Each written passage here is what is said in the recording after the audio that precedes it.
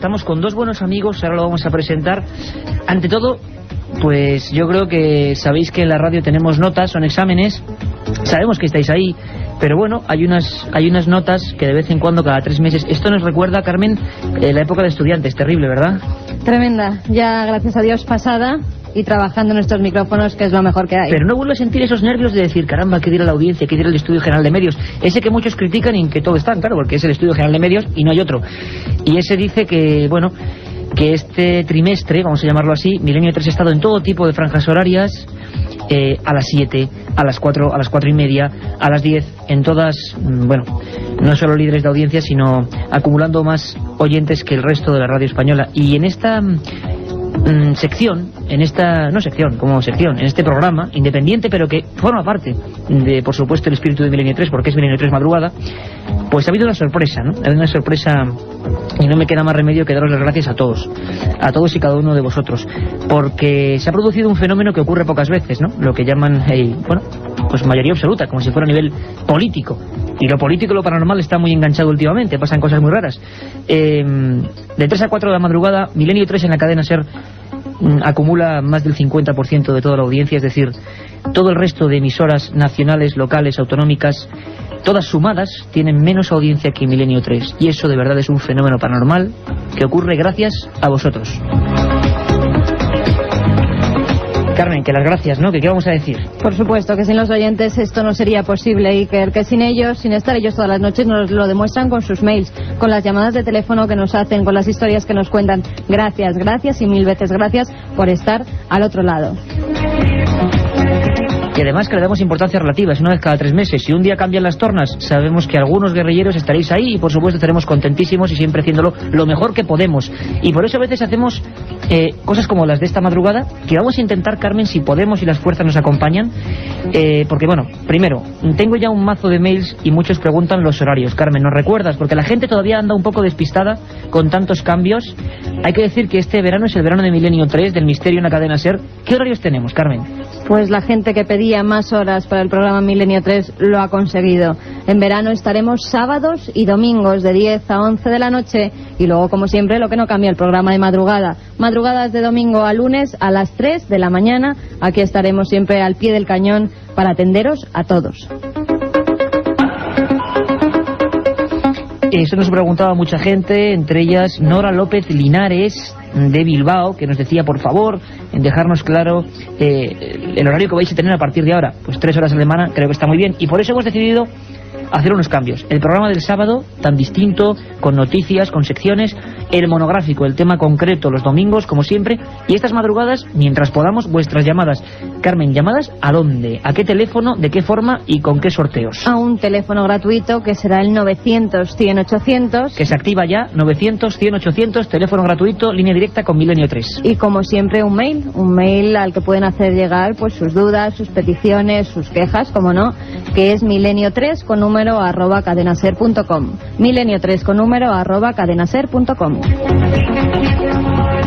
3 y 11 minutos de la madrugada, esto es Milenio 3 y nos preguntan también, por ejemplo, ¿qué es eso de que la semana que viene, sábado, estamos en La Coruña? A ver, Carmen, ¿qué es eso de La Coruña? Pues sí, el sábado próximo, día 12 de julio, haremos el programa desde La Coruña, desde el castillo de Santa Cruz de Oleiros.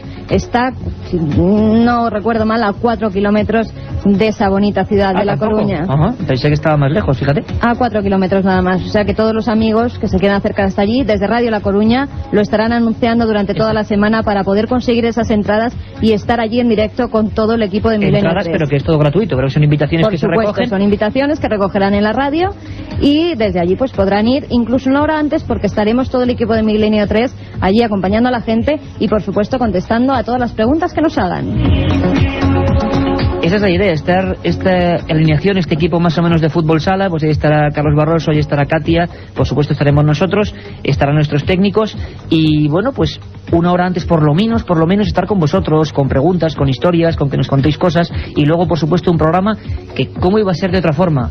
Imaginaros un castillo en el mar, porque parece que es un promontorio el que se accede por un pasadizo en La Coruña, de noche Milenio 3 y un tema, Misterios de Galicia. Carmen, más cosas. El miércoles, para la gente que solo escucha, que es mucha, esta edición de 3 a 4, el miércoles tenemos una cita con todos los amigos, ¿no? Pues sí, este programa va de citas, y es que el miércoles día 9 de julio en la Casa de Cantabria, en la calle Pío Baroja sin número, esquina con Menéndez Pelayo, muy cerquita del Retiro, se presentará el último libro de Iker Jiménez y Luis Mariano Fernández, Tumba sin nombre. Allí estarán los dos autores presentándolo, mostrándose imágenes, documentos, incluso hay algún vídeo, creo, sí, que se va a emitir, DVD, que se va a emitir en primicia para todos aquellos amigos de Milenio 3 que se acerquen. La hora, las 8 de la tarde. Ya sabéis que tenéis una cita con todo el equipo de Milenio 3, Casa de Cantabria, 9 de julio. No os lo perdáis. 8 de la tarde, Casa de Cantabria, un encuentro con todos los amigos. Pues Carmen, repetimos teléfonos, van a ser prácticamente a las 3 y cuarto, se promete una noche de esas moviditas, porque sois vosotros quienes os vais a decir qué temas queréis, qué casos contarnos, qué historias. Si os pediría, como otras veces, que si es posible, pues hacemos la pregunta y luego escuchéis a través del receptor, más que nada porque las líneas, como se colapsan habitualmente y Carmen Porter tiene que ir corriendo a atenderos, pues suele dar problemas, así que... repetimos el teléfono, Iker. Sí, venga, vamos allá. 900-100-800, 900-100-800, teléfono gratuito. Venga, Carlos Nicolás, vámonos para allá. La otra realidad. Milenio 3. En la cadena SER. Bueno, pues nuestro compañero y capitán Carlos Nicolás nos pone ya este fondo 1, que significa, le llamamos fondo 1, es esos sonidos. Nos preguntáis muchos por la música que utilizamos en Milenio 3, son muchas, son la mayoría, como esto que estamos escuchando, de amigos, en este caso de Francisco Rico, que lo han hecho para este programa. Se lo agradecemos en el corazón, porque nunca imaginamos que algunos sonidos como este iban a saber meternos también en eso que se llama ambiente. Estudio 1, penumbra total, y dos amigos, aún no lo conocéis más que de sobra, en Mil Aventuras, en Mil Historias, nuestro corresponsal, que era de la zona de Levante, que ahora nos acompaña en Madrid, que fue el único que estuvo aquí en una noche con oyentes, que fue una bonita experiencia. ¿Te acuerdas, Francisco Contreras? Buenas noches, Iker, buenas noches a todos los ¿Cómo estás, compañero? Bien hallado y contento, ¿no?, por esos resultados. Bonito que la gente esté ahí, ¿no? Sí, además le implica a uno tener más responsabilidad, ¿no? Donde está la noticia está la SER, donde esté el misterio estará Milenio 3. Por lo menos lo intentaremos. Seguiremos en esa misma línea, ¿no? A ver qué nos cuentan hoy los oyentes, ¿no? Que siempre además tienen sugerencias interesantes, nos tocan temas. También vamos a ir con los mails y cosa importantísima, se me ha olvidado, se nos ha olvidado a Carmen y a mí. 900-100-800, y hoy sorteamos 3 libros, importante. Sorteamos 3 libros, colección El Archivo del Misterio, un libro magnífico, autor Javier García Blanco, Humanoides, encuentros con entidades desconocidas. Un libro que repasa uno de los fenómenos más apasionantes, inquietantes y que muchos relacionan con el tema OVNI. Esas figuras a las que dedicamos un programa hace 2 semanas, que se han mostrado en todos los lugares del mundo, a todo tipo de personas. Unos hablan de imaginación, otros de extraterrestres, otros de criaturas de tiempos pasados, alucinaciones, lo que sea. Pero ahí están los humanoides, un fenómeno que parece que acompaña al ser humano hace mucho y que ahora pues está ahí siendo investigado. Y este libro, os lo aseguro, maravilloso, editorial EDAV, Humanoides, encuentros con entidades desconocidas, entre todos los que a partir de ahora escribáis a milenio3 con número @cadenaser.com o llaméis al 900-100-800. Carmen Porter, nuestra compañera, va a ir haciendo un sorteo y daremos los ganadores al final.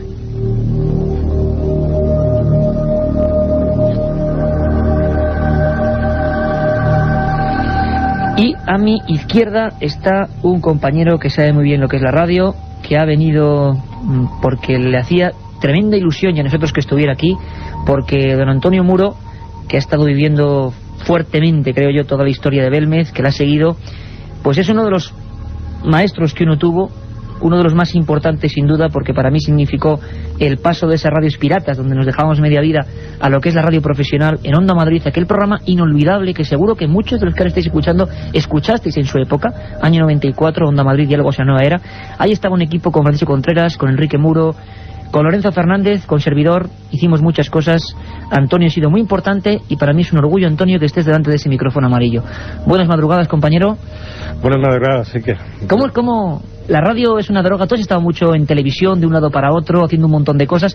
pero la radio y el misterio no se olvidan nunca, ¿verdad? Esto es la sangre que llevamos nosotros dentro. Yo conozco pocos hombres de radio que después de haber estado en una situación como la que tú estás o como la que yo he estado, no quieran volver a la radio o pasen por donde pasen. Y este es nuestro caso y yo estoy encantado de estar aquí contigo. Quiero, aprovechando que es el tiempo de los oyentes, y yo soy un oyente más, felicitaros a ti y a Luis Mariano, porque verdaderamente primero me hicisteis emocionarme con un magnífico libro, con una soberbia investigación que yo creo que ha sido ejemplar en los tiempos que vivimos, que en muchos aspectos no son muy afortunados para este tipo de periodismo. Y hoy ha sido una noche fantástica de testimonios de esa vieja radio que tanto hablábamos hace un rato, que a ti y a mí nos ha gustado siempre. Qué bueno. De reconstruir la realidad para los oyentes y no de pontificar o de me lees el intentar pensamiento, ser Antonio. más que nadie. Te iba a preguntar cómo habíamos vivido un poco esa historia en el sentido de que ha sido un programa fuerte, ¿no? Yo creo que quien busque explicaciones y teorías quizás no es su programa, pero lo que ha ocurrido esta noche de 10 a 11 ha sido algo fuerte a nivel emotivo, ¿no? Veíamos personas muy enganchadas a esa historia y hace poco, a micrófono cerrado, decías tú, Antonio, que caramba, ¿no? La historia de Belmez con este libro, con esta investigación Tumba sin nombre, nos ha llevado a reconstruir un poco un pasaje de la guerra civil. Parece mentira, pero qué presente está todavía, ¿verdad? Sí, que presente y qué doloroso recuerdo. Yo creo que afortunadamente, desde el punto de vista emocional, es un tema que está solapado. Algún día tendremos los españoles que dar el paso adelante e intentar hablar con libertad de él, pero bien es verdad que sobre todo en esos rincones que vosotros habéis recorrido, que has recorrido tú, Luis, que ha recorrido Paco, es un tema que está presente, que está a flor de piel y las heridas son terriblemente profundas. Y lo que hemos vivido, esta hora anterior que nos has hecho disfrutar a los que verdaderamente amamos la radio, yo creo que es una hora absolutamente ejemplar, esa capacidad para transmitir las sensaciones, las emociones de los personajes, de los protagonistas, más allá de la teoría o más allá de lo que cada cual pueda tener del fenómeno, efectivamente. Antonio, Francisco, de verdad que es un placer que estemos aquí los tres en este estudio, que creo que es mítico. Aquí nació uno de los programas inolvidables que puso el misterio en toda España en el aire, que se llamaba Medianoche, Antonio José Ales. Somos hijos y muy orgullosos estamos de ese programa. Y para mí es un placer y un orgullo pasar a escuchar a los que están ahí, a los oyentes. Menudo lugar más bonito que tanto queremos Carmen y yo. Menorca. Nos llama Óscar. Óscar, compañero, buenas madrugadas. Hola, muy buenas madrugadas, Iker. ¿Qué tal estás, Óscar? Imagino que fenomenal, porque en Menorca mal no se puede estar. No, la verdad es que esto es un paraíso descomunal. Efectivamente. Pero vamos, vosotros tampoco estáis mal, en vuestro maravilloso programa. Qué bien. Cuéntanos, Óscar, ¿qué cuestión tienes o qué quieres comentarnos?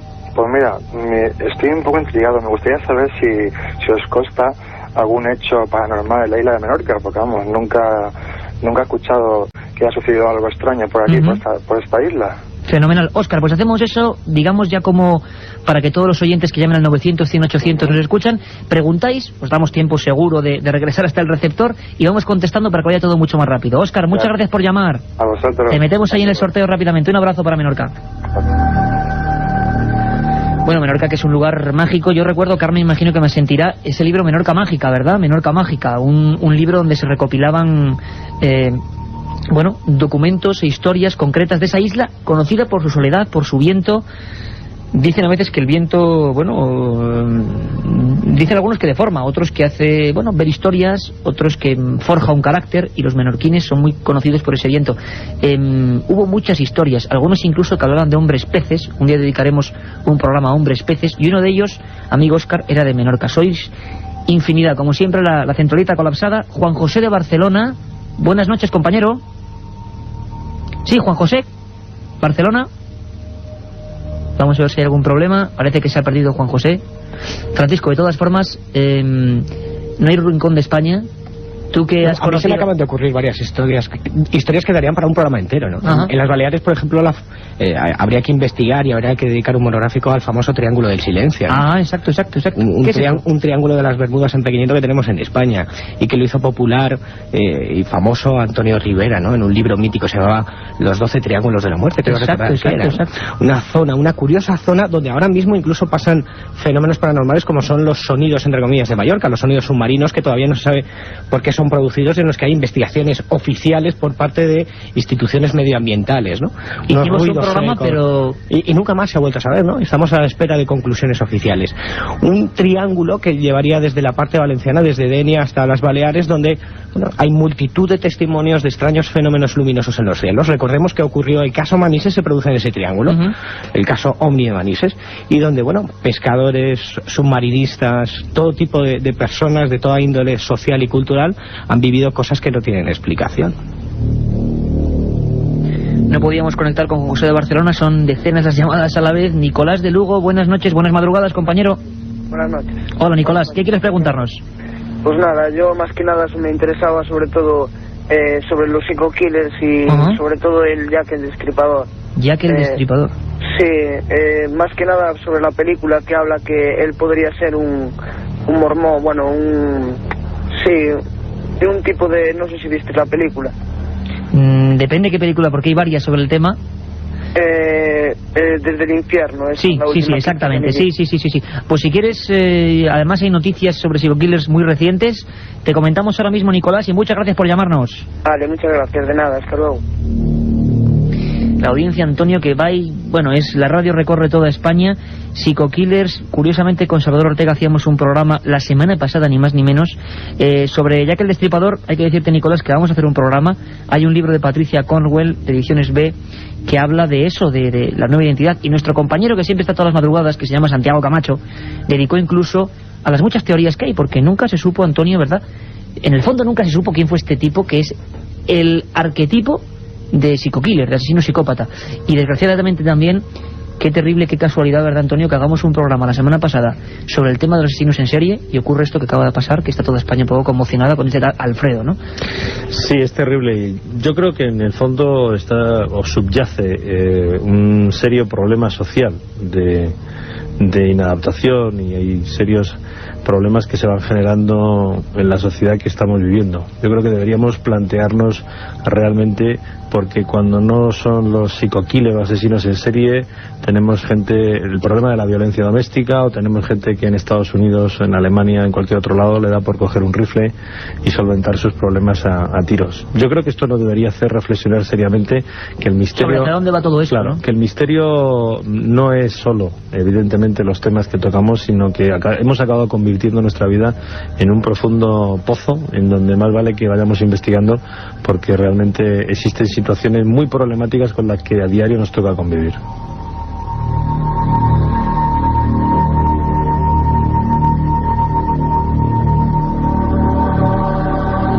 Realmente el mayor de los misterios, evidentemente. Yo todavía me quedo un poco a veces sobrecogido con las carambolas que hay, ¿no? Que Salvador Ortega nos explicase cómo atrapó al arropiero, cómo hacía, cómo le seguía, y que esta semana ocurra eso. Vete a saber si el propio Alfredo, yo qué sé, escuchó este programa. Tenemos miles de amigos, muchos miles de amigos que nos preguntan. Bueno, uno nos dice en concreto que habló en Almadén, en Ciudad Real, con él. Vamos rápidamente, porque vamos a hacer una pequeña pausa, con John, desde otro punto, donde estuvimos hace no mucho tiempo, una tierra magnífica, Guipúzcoa. John, desde Guipúzcoa, buenas madrugadas. Hola, buenas. ¿Qué tal, John? Pregúntanos. A ver, quisiera saber a ver si un tema de fenómenos paranormales por la zona del País Vasco, más en concreto por Guipúzcoa. Por Guipúzcoa. Sí, que no sea leyenda así, ¿eh? Que no sea leyenda, sino caso de eso, rotundo, ¿no? Sí. Venga, fenomenal, John. Te metemos en el sorteo y un abrazo. Que seis cojonudos, ¿eh? Muchas gracias, John. No, eso sois vosotros, esa palabra sois vosotros por seguirnos ahí fielmente, ¿no? Mira, ocurre una cosa que es fantástica, Francisco, y es que nos damos cuenta de que la gente se va incorporando, que nos piden temas de hace 2 meses, de hace 3 meses que hemos tocado ya. El día 1 de mayo hicimos un programa desde Irún, desde la frontera entre España y Francia, y allí, John, pues hablábamos de casos míticos.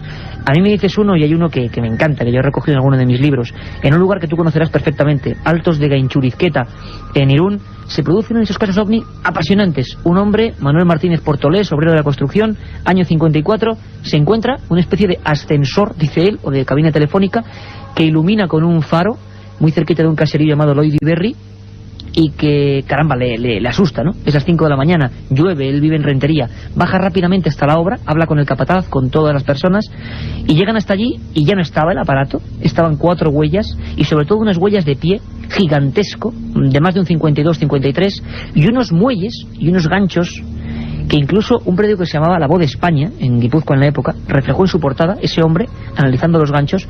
Nunca más se supo de aquel inventario. Es uno de los pocos casos de la historia de los ovnis en el que no solo hubo ovni y testimonio, sino artefactos extraños que, fíjate qué curioso, nadie sabe dónde fueron a parar.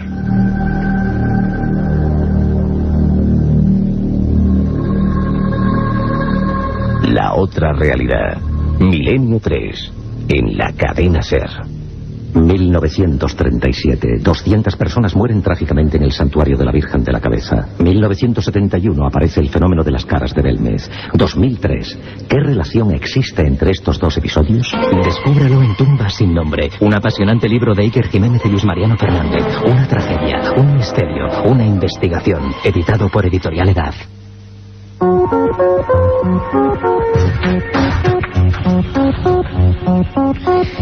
A punto de llegar a las 3:30, esto es Milenio 3, estamos con Antonio Muro, periodista, con nuestro compañero y corresponsal Francisco Contreras. No somos sabios de nada, simplemente, queremos disfrutar con vosotros de las dudas y por supuesto que nos planteéis temas.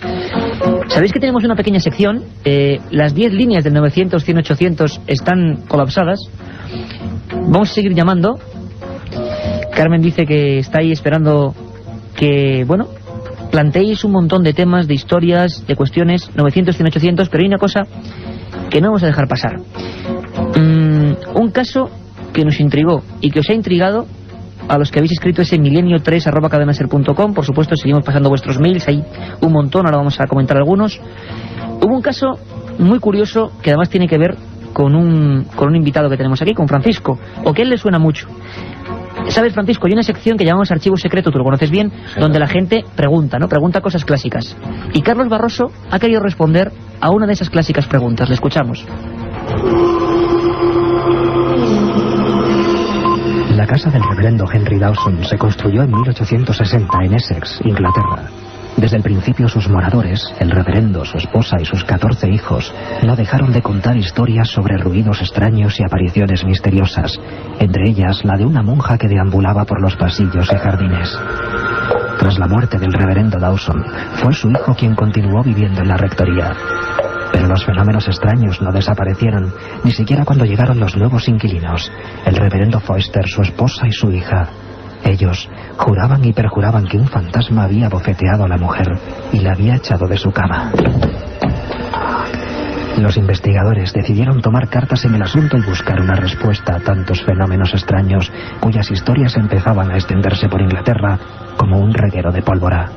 El Times de Londres publicó un anuncio pidiendo voluntarios para pasar varias noches en el edificio. Unas 40 personas decidieron aceptar el reto. La mayoría fue testigo de momentos espeluznantes. De nuevo los ruidos, las luces misteriosas, las figuras extrañas. Una pastilla de jabón golpeó con fuerza a uno de los escépticos invitados. Otro observó cómo un termómetro bajaba de golpe 10 grados, sin ninguna explicación razonable.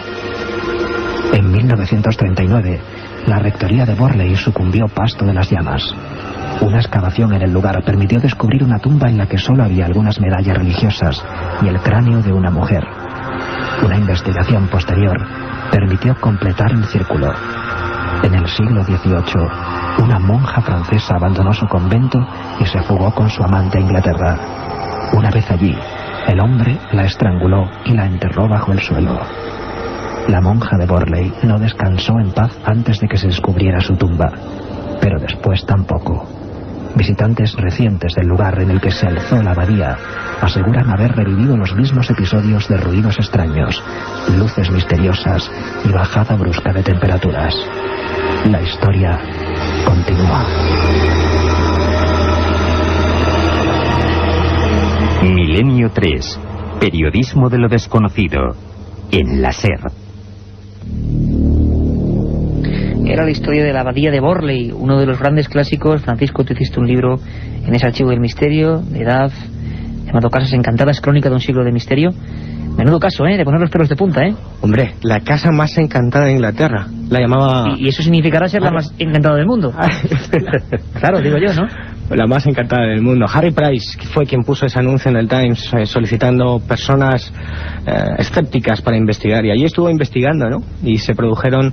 Hubiese sido fascinante estar allí como periodista. Tenerlo ahora. Hay una imagen que tengo en la mente, que es que 2 reporteros del rotativo Live fueron allí para cubrir informaciones cuando esa abadía se quemó, que fue presagiado además en unos mensajes que aparecían en las paredes de una forma increíble, insospechable. Bueno, 2 reporteros fueron ahí, hicieron un artículo y tomaron una imagen de un ladrillo volando directamente, ¿no? La casa más impresionante de Inglaterra y del mundo. Nos preguntaban a milenio3@cadenaser.com. David nos decía si existe una película sobre el santuario, sobre la historia del santuario de cabeza que recogíamos en Tumbas en Nombre. Evidentemente se llama El santuario no se rinde, le hizo Arturo Ruiz Castillo y le protagonizaba un galán de la época, Alfredo Mayo, en los años 40. Mucha gente hablando de las caras. Si es verdad que uno se parece a la madre y otra al padre, bueno, al padre realmente, la cara de bigotes. Nos lo preguntaba un hombre de Jaén, del pueblo de Sabiote, José Ramón. Nos preguntaba Manuel Fernández Godoy por objetos fuera del tiempo, huellas, cosas que no se corresponden, tecnología en la antigüedad. De esto en nuestra época del programa de Onda Madrid, ¿verdad, Antonio? Tocamos también algunos temas. Hay por ahí objetos fuera del tiempo, se podría hacer un museo con ellos, ¿no? Se podría hacer un museo, hay muchos, es decir, de las famosas huellas en donde existe una aparente convivencia entre seres humanos y, bueno, lo que se conoce comúnmente como animales de la época de los dinosaurios, el famoso cráneo con una bala perfecta en la Unión Soviética, los famosos cráneos de cristal de una tecnología no superada todavía, y existen varios. Se han encontrado en vetas carboníferas, por lo tanto de cientos de miles de años, piezas metálicas, tornillos y similares. Es decir, hay una amplia gama que quizás algún día sea bueno recopilar, porque detrás de todos ellos hay siempre una bonita historia de su descubrimiento, y yo creo que es una de las facetas más interesantes para el investigador, porque ahí están realmente respuestas, o más bien preguntas, porque lo que dejan en el aire son preguntas a de dónde somos, o si esta raza en la que actualmente vive tuvo antecedentes antes de las glaciaciones. Haremos un programa sobre ese misterio. Preguntas que queden ahí, como la que ahora nos hace Pedro Soto desde Alicante. Pedro, compañero, buenas madrugadas. Hola, buenas noches. Pedro, ¿estás viajando o algo? Te vimos ahí... Sí, no, estoy aquí al lado en la carretera, sí, hay mucho ruido. En la carretera, fenomenal. Pues buena ruta. Pedro, cuéntanos, pregúntanos. Bueno, era para que, por ejemplo, expusieran lo que era la España mágica, como la de Atienza, y Milenio 3 la recorriera y la ofreciera luego pues a los oyentes y a todos. Qué buena idea. Pues te vamos a contar porque va a haber novedades a ese respecto. Gracias, Pedro, por llamarnos. A ti. Un abrazo. Un saludo. Adiós. Pues precisamente el sábado vamos a tener una sección que lleva Carmen Porter, que se llama Descubriendo la España Insólita, o España Insólita, y es la idea de Pedro Soto, cómo marcaron esos libros de Juan García Atienza, España Mágica, y el sentido de esos libros, ¿no? Descubrir fiestas, tradiciones, enclaves, misterios. Y empezamos porque hoy ya a estas horas, el 7 de julio, San Fermín, una fiesta llena de rituales, y empezamos ayer con un viaje fantástico por Navarra. Cada semana, cada sábado, Carmen va a realizar una ruta buscando lo más extraño para que todos vosotros, desde donde estéis, viajéis en busca de esa España insólita. Nos vamos a un lugar mágico. Yo tengo el deseo, de verdad, de hacer un programa con público, porque eso sí que es una ciudad de misterios. Toledo, ahí está Juan, buenas madrugadas. Buenas madrugadas, Quique. Hola Juan, ¿cómo estás? Muy bien, felicidades por el programa. Muchísimas gracias, felicidades a vosotros, porque creo que estamos en enhorabuena, porque cada vez somos más los que, bueno, queremos saber algo del misterio, y eso es bueno, y de forma digna, de forma no como hacen habitualmente en la televisión, esas chabacanerías que suelen hacer. Juan, cuéntanos, pregúntanos, somos todo oídos. Bueno, pues te quiero preguntar sobre mi ciudad, sobre Toledo, ¿no? Los casos más interesantes que hayan ocurrido en mi ciudad, y sobre todo, y especialmente en un pueblo que se llama Ocaña, ¿no? Que creo que tiene mucha historia, a ver si puedes rescatar algo de ese pueblo, ¿no? Alguna historia, ¿no? Fenomenal, Juan, pues vamos con ello, nos escuchas a través del receptor. Un abrazo muy fuerte. Igualmente, Iker.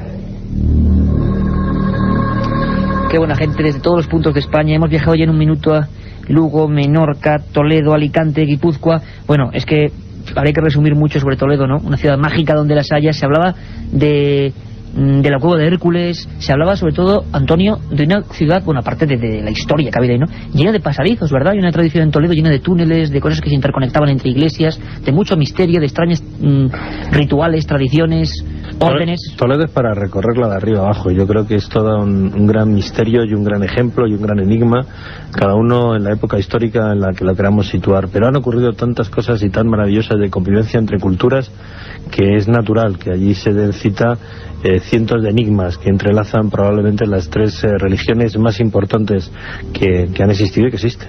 Toledo, Fran, un montón de misterios concretos en Toledo, además, ¿no? Toledo es la ciudad ideal para hacer un repaso sobre lo que conocemos como masonería, que no dejaban de ser aquellos gremios de albañiles, constructores de catedrales, y que se conocía o que se conoce como masonería operativa, ahora es especulativa, ¿no?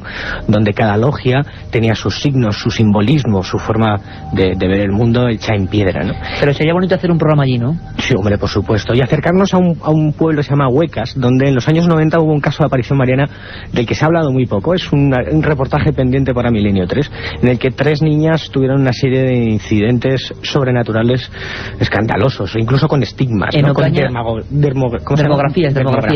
Incluso en Ocaña, donde nos preguntaba concretamente Pedro, hay historias muy concretas de la Inquisición, terribles, que siempre que hay Inquisición y procesos en que se genera luego unas leyendas, que hay de todo, habría que hacer un programa. Y también con nuestro compañero Fernando Ruiz de la Puerta, allí en Toledo, queremos hacer una investigación, porque hay algunas de las psicofonías más terribles que yo en mi vida son en el Alcázar. Y ahora me viene a la mente, de repente, fíjate, el santuario de... Exacto. Fíjate, Antonio, hay unas que, bueno, dicen fascistas, terrible, gritando, y fue en un santuario, en un asedio, igual que el de la cabeza del que hablábamos esta noche.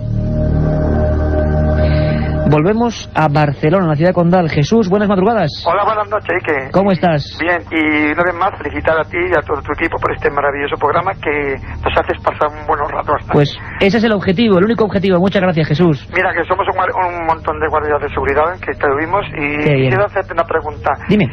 Siempre me he hecho esa pregunta y a ver si cómo me podías contestar sobre el tema OVNI. Yo siempre me he preguntado ¿por qué los gobiernos de los países nos ocultan el tema OVNI? ¿Por qué nos ocultan el tema OVNI? Caramba, Jesús. La verdad. Menudo programa. Te prometo un par de programas sobre el tema, pero te intento contestar ahora, o te intentamos contestar brevemente. Vale, Jesús, un abrazo fuerte. Igualmente. Bien. Oye, y un saludo muy grande a todos esos compañeros de seguridad que sabemos que son fiel audiencia. Gracias a todos. Un abrazo. Un abrazo. Bien. A ver cómo contestamos a esto, ¿no? Vale cualquiera de las teorías que se pueda imaginar. Claro. Quiero decir, desde la... No. Dime tú una, Antonio. Sí. Según tú, si te digo a bocajarro, como periodista que eres en un titular, ¿por qué crees tú que los militares españoles, en concreto, vamos a España, censuran, ocultan información? Y luego tú, Francisco. Hombre, esa me la pones fácil. ¿Por qué los militares españoles censuran? Es porque siguen directrices de los militares americanos. Quiere decir, no... Buena respuesta. ¿Y por qué? No, bueno, y ahí ya entraríamos en más posibilidades. Es evidente que el rastro de lo que ha sido la historia OVNI nos habla de posibles intercambios de tecnología y que por lo tanto podría haber un intento restrictivo de esos conocimientos, traspasarlos. También es evidente la interpretación sociológica. Está la humanidad preparada para asumir que puede haber otras razas y que no necesariamente sean como las que nos pintaba Spielberg, sino a lo mejor las hay también de otro tipo. Y por lo tanto, en un mundo en donde enseguida acabamos cayendo en sectarismos, en milenarismos y acabamos perdiendo la cabeza con una cierta facilidad sin demasiadas excusas, como hemos visto hace un rato, pues lo único que nos faltaba a lo mejor era el vernos presionados psicológicamente por la existencia tremendo que se podía provocar, ¿no? Por la existencia de otras civilizaciones, pues no lo sé. Francisco. Hombre, que hay una censura y un ocultamiento está claro, ¿no? El ejemplo más claro lo tenemos en el caso del 11 de noviembre del 79, TAE 297, Lerdo de Tejada se encuentra con un artefacto volador no identificado. De ahí surge la primera interpelación parlamentaria a cargo de Enrique Mujica, actual defensor del pueblo, asesorado por Juan José Benítez en octubre de 1980, en la que se pregunta en el Parlamento al presidente del gobierno qué demonios sobrevoló aquella madrugada del 11 de noviembre del 79 el espacio aéreo español. Todavía estamos esperando una contestación. Todavía sin respuesta. Ese presidente, Adolfo Suárez, que vivió según los informes militares del ejército español, tuvo sus más y sus menos con un objeto volante no identificado. Vamos rapidísimo y volvemos a Barcelona de nuevo. Ahí está Juan José, creo que ahora sí. Juan José, buenas noches. Buenas noches, sí, ¿qué hay? Hola, Juan José. Encantado de saludarte. Encantados nosotros, todo el equipo. Cuéntanos. Pues mira, yo quería saber sobre la Gran Pirámide y el efecto relámpago que cuentas en el libro. Fenomenal. Vamos a intentar contestarte y además, ahí sí, Juan José, novedades importantes, ¿vale? Un abrazo fuerte. Ahí igualmente un abrazo. Qué cantidad de gente, qué cantidad de amigos. El efecto relámpago, bueno, pues os digo, este verano también va a tener algo de Egipto, porque tanto Francisco Contreras como Luis Marino Fernández, nuestros corresponsales, van a estar en el país de los faraones. Vamos a hablar, como intenta hacer siempre Milenio 3 desde el lugar de los hechos, vamos a hablar de eso, todo ese enigma que ha ocurrido con Nefertiti. Vamos a hablar, os dedicaremos un programa entero a ese faraón hereje Akenatón, que parece que cambió todos los conceptos en un lugar como Egipto. Y Francisco, rapidísimamente, por favor, ¿qué es eso del efecto relámpago? El efecto relámpago, bueno, es supuestamente o presuntamente es la capacidad una de las capacidades geométricas que tiene la pirámide, ¿no? En determinado día del año, creo que es en febrero, al caer el sol, justamente el efecto luces y sombras hace que se vea la geometría real de la Gran Pirámide, ¿no? Y aparece uno de sus lados dividido en dos. Pero bueno, yo espero que, como decías, nos vamos ahora Luis Mariano y yo para allá. Espero traer noticias frescas, sobre todo de algo que pudimos narrar aquí. Fuimos la única cadena de radio que lo hicimos y el único programa que fue lo de Gato. ¿Tú estabas allí? Traer noticias frescas sobre qué pasa con esa puerta de Gattenbrick, cuándo se va a volver a investigar, cuándo se va a meter otra vez ese robot para ver qué hay detrás de lo que se encontró, qué datos tiene National Geographic que no ha contado, que los hay muchos. ¿Os acordáis cuando nuestro compañero Francisco estaba allí metiendo el micro amarillo en el momento en que aquel robot se metía hace menos de un año? Estuvimos para contarlo y todo lo que ocurra lo contaremos, prometido. La provincia del misterio en estas últimas horas, Jaén. Ahí está Dani. Dani, buenas noches. Buenas noches. Dani, cuéntanos. Pues quería preguntar por el Santo Rostro que hay en la Catedral de Jaén. Caramba, qué bueno, qué enigmático. Para ver si coincide con la Sábana Santa o con el que hay en Roma. Fenomenal, Dani, te contestamos inmediatamente, ¿vale? Un abrazo fuerte para todo Jaén. Igualmente. Carmen Porter y yo, que nos hemos recorrido Jaén últimamente, yo no sé, Carmen, ¿cuántos viajes? A ver, me dice que muchos con la mano. Allí está recogiendo vuestras llamadas, no dejan de llegar.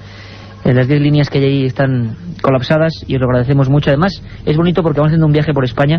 El Santo Rostro de Jaén, una de las figuras más extrañas de tipo bizantino. Y te voy a decir una cosa, Dani, la primera cara de Belmez, esa que ahora según nuestra investigación se parece a la del padre, con dos bigotes muy recios, ojos, todo el mundo pensaba que era el Santo Rostro.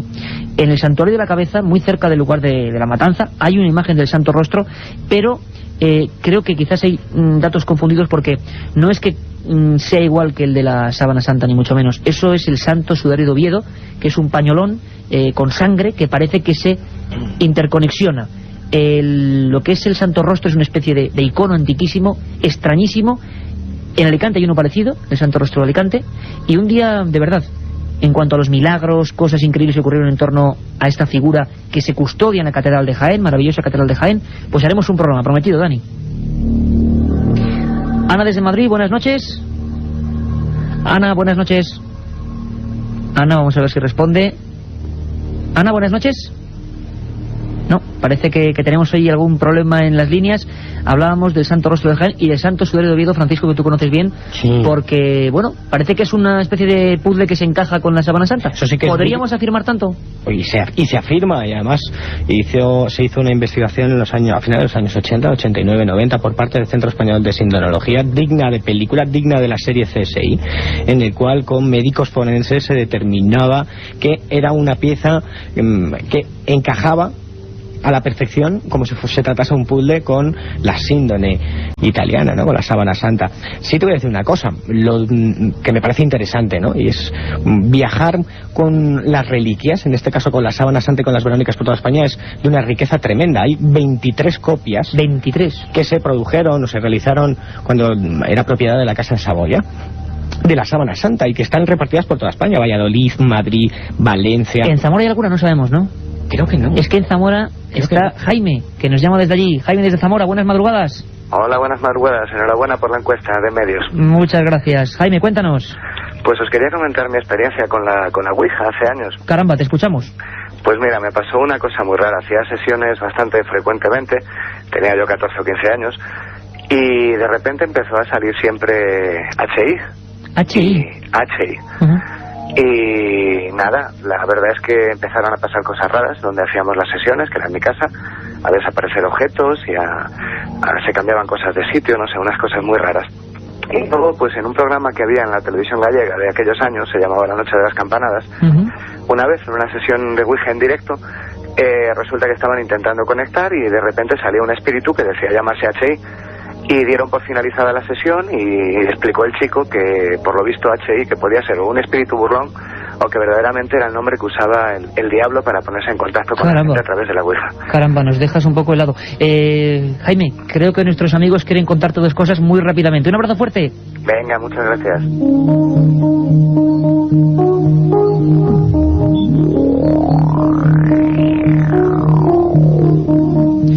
Antonio apuntaba cosas. Antonio, la Ouija, peligrosísimo, ¿no? Hay que decirlo así de claro. HI, nunca he oído esta historia desde Zamora, Jaime. HI, yo nunca sabía que eso fuera Satanás ni nada de eso. Hay que tener mucho cuidado porque hay mucha leyenda urbana, pero desde luego el tablerito es peligroso, ¿no? Sí, yo quiero agradecer esta llamada porque realmente marca un poco los límites, ¿no? Él hablaba de 14, 15 años. Yo me consta que se toma como un juego por muchos adolescentes, desde los 12, desde los 13 años, y yo desde aquí quiero afirmar rotundamente que no se trata de un juego, que la Ouija no es tanto la gente que lo hace como el estado mental en que cada uno lo hace, que se pueden encontrar ciertamente respuestas cuando uno es maduro, cuando está preparado para la vida y cuando está equilibrado, y desde luego no en una circunstancia problemática de su vida, pero que si uno no está bien preparado, si uno no está psicológicamente maduro, que es lo que suele pasar a los 13 años, la Ouija es una puerta a una realidad que realmente puede entrar como un auténtico ciclón en la vida de cada uno y producir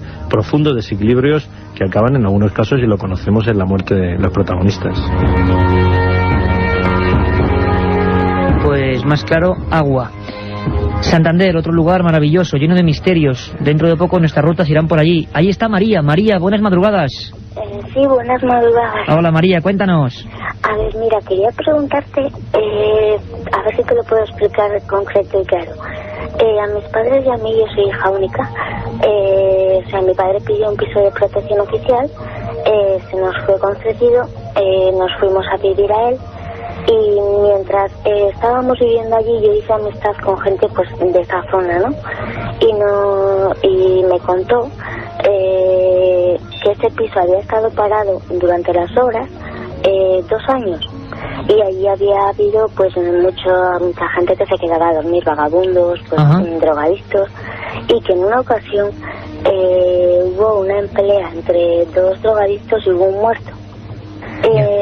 Entonces te digo, en ese edificio ha habido 5 suicidios en 8 años, bastantes muertes, normales, pero muertes.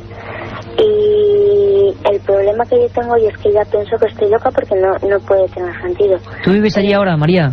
No, ya no. Nos tuvimos que ir. ¿Por qué? Es que era ¿Porque os impactaba la estadística esa de suicidios o porque ocurrían fenómenos extraños en la casa? No, esto mis padres nunca le han dado importancia, pero yo sí. Pero el por qué nos fuimos, pues porque fallaban las bombas del agua, fallaban los ascensores, siempre había problemas con cosas de la comunidad. Perfecto, María. Vamos a intentar... Dime.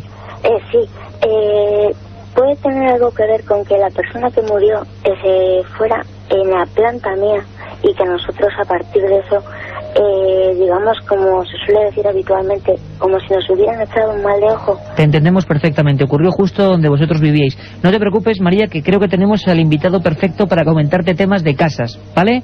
Vale. Un abrazo muy fuerte. A vosotros, muchísimas gracias. Bueno, pues ya sabéis que Francisco ha hecho ese libro magnífico, que además es un éxito, Casas Encantadas.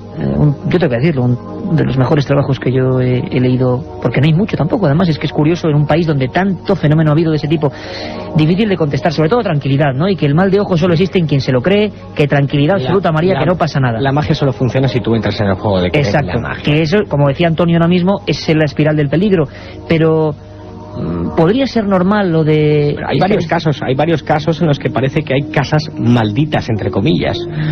Muchos de ellos los expongo en el libro. Calle Mesones número 4, Diputación de Granada, que más te diría Auditorio Nacional de Madrid, un despacho muy concreto donde está la Joven Orquesta, Paseo de la Alameda, el Hospital de la Cigüeña, actual Consellería de Bienestar Social. Es decir, lugares e inmuebles donde ha sucedido o ha pasado algo muy trágico y donde esa energía, sabes que no me gusta decir esta palabra, ¿no? Bueno, ese sentimiento, ese dramatismo queda entre sus paredes. La calle Luna, aquí en Madrid. Pero sobre todo para ella, para María, que se despoje de esa historia, tranquilidad. Absoluta. No tiene nada que ver. Yo he estado en miles, he pasado miles de horas en casas encantadas. Miles de casas sería mucho, pero miles de horas seguro. Miles de horas en casas encantadas. Y no te ha pasado nada. Aquí estoy, vivito y coleando.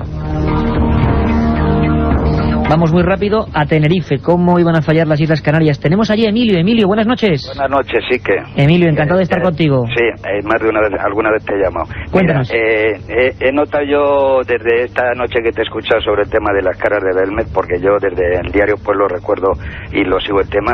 Creo que estás, y aunque pienso que algo estarás ya haciendo, a pesar del libro, que creo, y yo insisto, de que falta algo después de 30 años o 32 años de que estas caras siguen.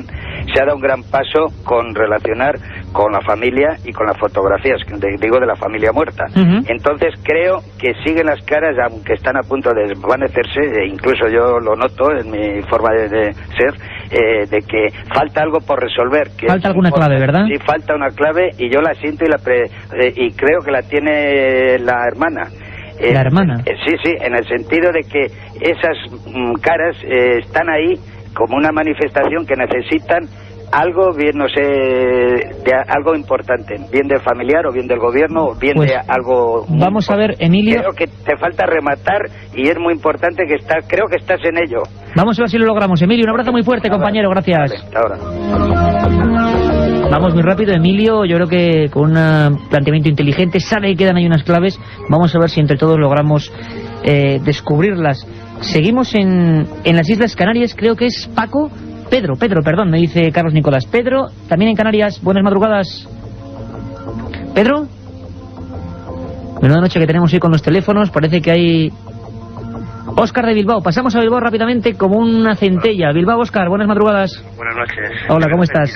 Primero felicitaros. Muchas gracias, Óscar. Y mi pequeña duda era sobre el tema que habéis tratado hoy, sobre las caras, si hay algún libro, si quería saber si hay algún libro, y luego sobre aquí, concretamente en Bilbao, si conocéis algún caso, no sé, algo...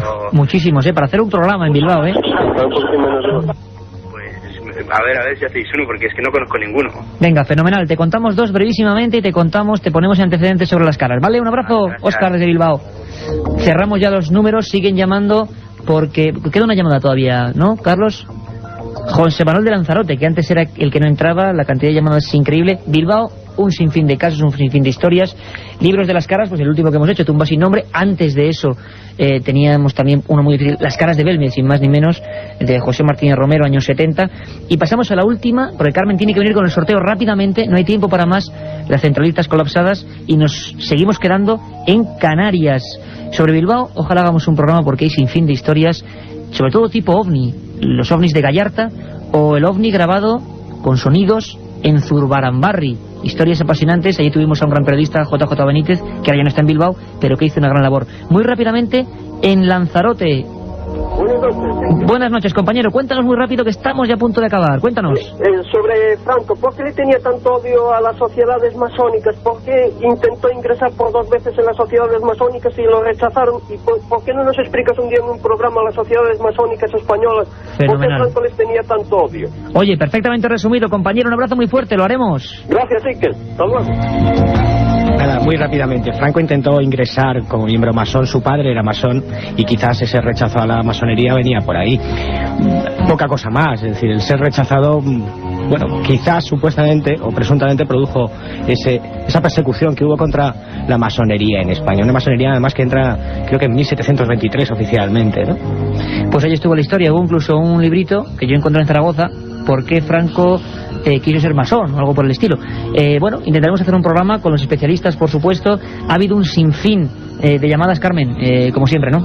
Pues como siempre, agradecer a los oyentes ese cariño, esas llamadas, esas cientos de llamadas que colapsan la centralita. Yo lo siento por aquellas que no han entrado, pero de verdad es que no se puede hacer más. Y vamos a dar los ganadores del sorteo. Del libro Humanoides. Del libro Humanoides, esos 3 libros que sorteamos de Javier García Blanco, que esperemos que les gusten a todos. Los ganadores son Jesús desde Barcelona, María de Santander y el mail de Juan José Marco Martínez.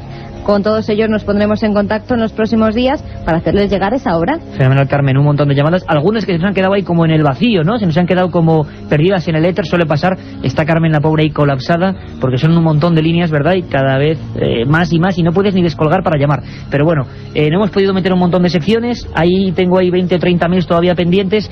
Antonio, compañero, pues que ha sido un placer estar contigo. Ha habido cosas sintácticas y concretas como lo de la Ouija que te agradecemos, porque es una política que siempre llevamos aquí. Y nada, que ha sido un placer que compartas esta madrugada de Milenio 3 pues con toda la audiencia y con nosotros. El placer ha sido mío. Don Francisco Contreras, siempre dispuesto a la aventura. Dentro de un poco en Egipto, ¿qué envidia le tenemos? Allí, entraremos desde la ciudad de las 100 puertas, la antigua Tebas, creo que se llama ahora Luxor, e intentaremos desvelar algunos misterios egipcios. ¿Has visto, Francisco, Carmen, cómo nos ponen los dientes largos? Se van todos de viaje, pero nosotros encantados de quedarnos todo el verano aquí con esos fieles oyentes de Milenio 3, claro que sí. De 10 a 11, el día 12, próximo sábado, en La Coruña. Oye, un montón de gente diciendo que hagas lo de España desconocida. Lo haremos, ¿no? Cada semana un viaje. Por supuesto, ya el sábado me fui de viaje a Navarra, a la Ruta Mágica, y todas las semanas traeremos, pues eso, una España desconocida aquí, a Milenio 3. Bueno, compañeros, pues todo el equipo, el día 9, ya lo sabéis, Casa de Cantabria, y vamos a estar junto al Retiro. Será un placer veros, vivir historias con vosotros, imágenes, sonidos, y sentiros cerca. Olvidamos, aunque sea momentáneamente, esa terrible historia de los mártires de los ovnis, de los suicidas que dejaron su vida en un terrible tramo de vía, y planteamos ya lo que va a ser nuestra hora de madrugada, porque viene cargadita de temas, de historias, de leyendas, de secciones que hablan de la conspiración, de lo que no se nos cuenta, de viajes, y lo hacemos con el mejor equipo posible. Carmen Porter, Katia Rocha, Carlos Barroso, este que os habla, Iker Jiménez, y como siempre el capitán a los mandos técnicos, Antonio Bravo. Y siempre intentamos comenzar estas madrugadas hablando con uno de nuestros corresponsales, esas personas esforzadas que lo dan todo por este programa y que desde cada provincia, desde cada rincón de este país o del mundo nos informan de lo extraño, de lo desconocido, a veces paranormal y a veces no paranormal, pero sí tremendamente inquietante y que no se cuenta, de lo que apenas se habla en los medios generales. José Manuel García Bautista es uno de nuestros corresponsales más activos, que duda cabe, ya lo vais conociendo todos. Y en Sevilla, en las últimas fechas, han ocurrido cosas que ya nos suenan, porque hace 2 años, lo recordaréis perfectamente, en la Semana Santa de Sevillana parece ser, esto siempre hay que darlo entre comillas o darlo con un margen amplio a la duda, aparecieron jugadores de rol o jugadores de algún tipo de juego que es incomprensible para nosotros, vestidos con negras galas, y que al parecer tenían incluso reminiscencias, rituales satánicas, se denunció en algunos medios de comunicación, y que desde luego promulgaron el pánico por todo el viejo corazón de Sevilla. Todos nos acordamos de aquellas imágenes de una persona con un puñal, de nazarenos corriendo. Bueno, luego recordamos también, y lo hacemos todos a la vez en esta madrugada, en esta penumbra del estudio 1 de la cadena SER, como Mateo Gil, ese director de cine, hacía una película llamada Nadie conoce a nadie, donde daba pábulo a estos hechos y los comentaba y los interpretaba.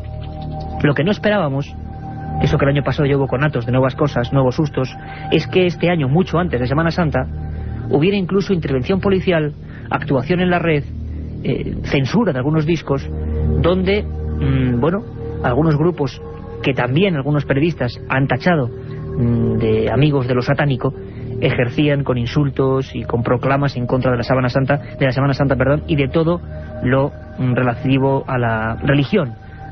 La verdad es que en Sevilla esto ha causado cierto estupor, ha causado ciertas inquietudes, porque la Semana Santa es una de las claves de esa ciudad. Algo está pasando, algo ha ocurrido, hay intervenciones policiales y personas que ejercen rituales un tanto extraños o que al menos quieren expandir una sensación de miedo, para algunos de blasfemia, para otros de juego con oscuras intenciones. Y para al menos saber un poquito más, lo mejor es conectar con Sevilla y hablar directamente con José Manuel García Bautista, que ya nos escucha. José Manuel García Bautista, buenas noches. Hola Iker, buenas noches a la audiencia.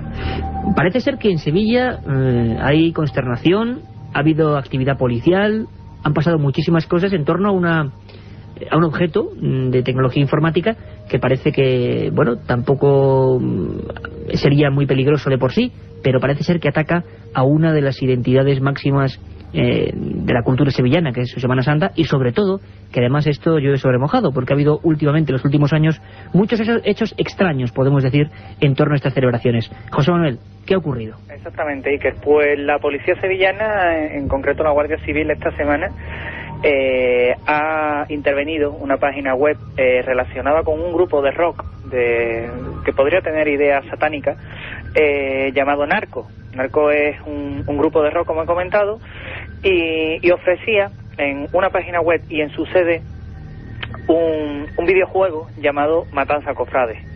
En principio el juego consiste, como habíais adelantado en la primera edición, en matar a los cofrades que van vestidos domingo de Ramos, es decir, de chaqueta de corbata y de mantilla ellas, las mujeres, y en eso consistía el juego, en tres fases, llamada la primera de ellas la Cofradía de las Tinieblas, que usa de fondo la imagen del Gran Poder. La segunda fase es la Reina de las Tinieblas, que usa de fondo al palio de la Macarena. Y la tercera fase, que se llama El Hereje, que usa también la imagen del Cristo de San Bernardo de aquí de Sevilla.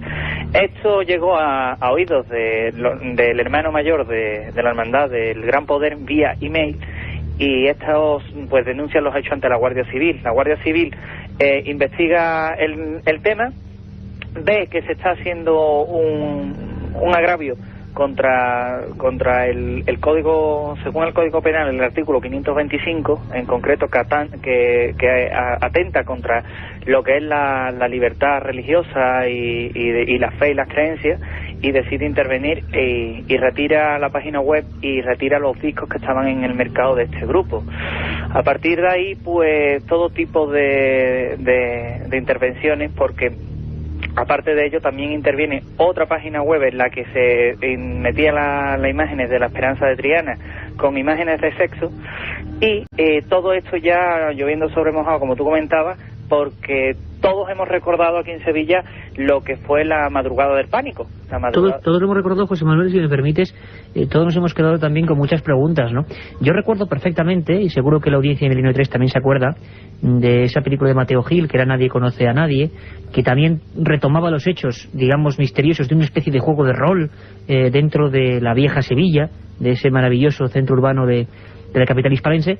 Pero claro, unos decían que habían copiado, otros que era el cineasta que había copiado, bueno, un montón de cosas, pero ¿por qué, o qué pensáis vosotros los investigadores, José Manuel, en los últimos años, antes no había pasado, pero en estos últimos 3 años están ocurriendo hechos que podríamos llamar, que quieren demostrar una blasfemia evidente, bueno, que hacen capa de ello, bueno, perfecto, pero hechos también que tienen que ver con sociedades aparentemente crípticas, gente muy joven, digámoslo así, atuendos, vestimentas, comportamientos que aluden a lo satánico? ¿Qué está pasando? Pues exactamente, al parecer lo que se están arraigando es en determinados grupos sociales sevillanos, lo que se están arraigando son comportamientos y actitudes de corte satánico.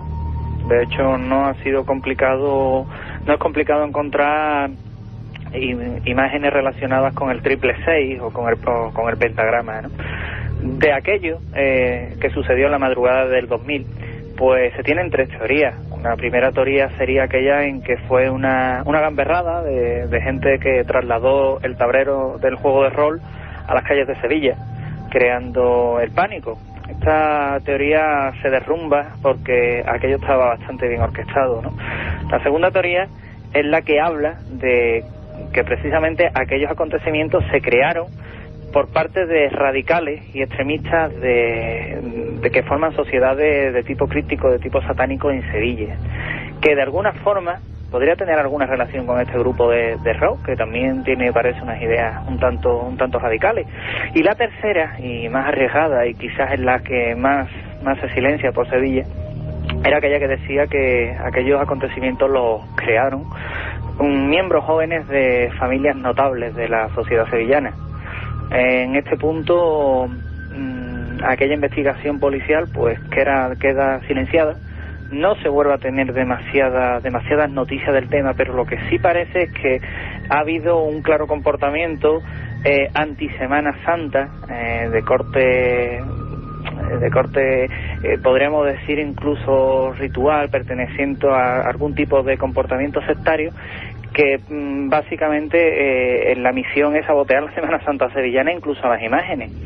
Es extraño, es raro, y de momento, como te comentaba antes, la Policía Sevillana y la Guardia Civil investiga todos estos acontecimientos. Además, tú que estás habitualmente enterado de todo lo que se cuece por Sevilla, has informado a veces de actos extraños, como se han producido en otros puntos de España, contra imágenes en cementerios, profanaciones y demás, pero hay más misterios en Sevilla en los últimos días.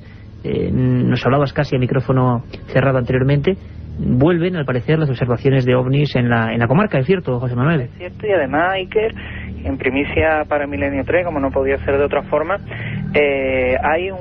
tenemos una serie de casos extraños que han estado ocurriendo en Sevilla, que son unos determinados avistamientos que han provocado apagones de luz sobre determinadas localidades sevillanas y de otras provincias cercanas a Sevilla.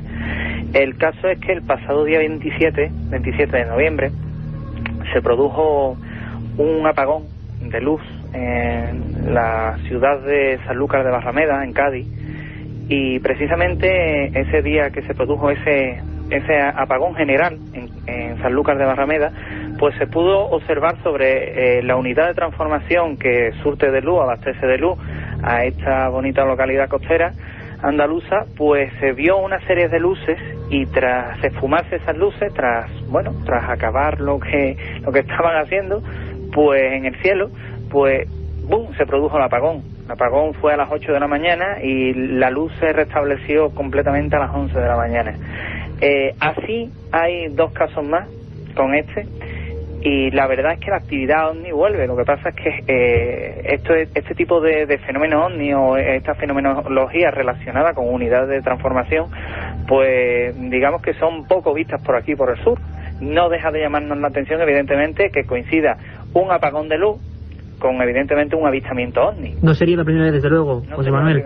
Yo recuerdo ahora mismo perfectamente un caso que ocurrió en Bolillos del Condado en los años 70, y otro en Álava, en la zona de Ali, relativamente famosos. Como decimos, y como hemos estado comentando, llueve sobre mojado, los hechos misteriosos a veces tienen determinadas conductas que se nos escapan a todos, con cierta lógica dentro de su ilógica. José Manuel, muchísimas gracias, seguimos en contacto, y desde luego cualquier nueva información al respecto de estos enigmas del cielo y la tierra, estos son tus micrófonos, compañero. Muchas gracias, Iker.